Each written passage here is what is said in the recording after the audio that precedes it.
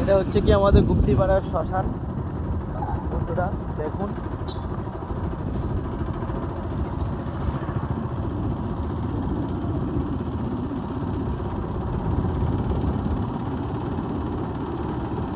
আসতে চলেছে সামনে আমাদের গুপ্তিপাড়ার স্ট্যান্ড, যেটা আমাদের চন্দননগরে আছে, সেটা আমাদের গুপ্তিপাড়াতেও হয়ে উঠেছে।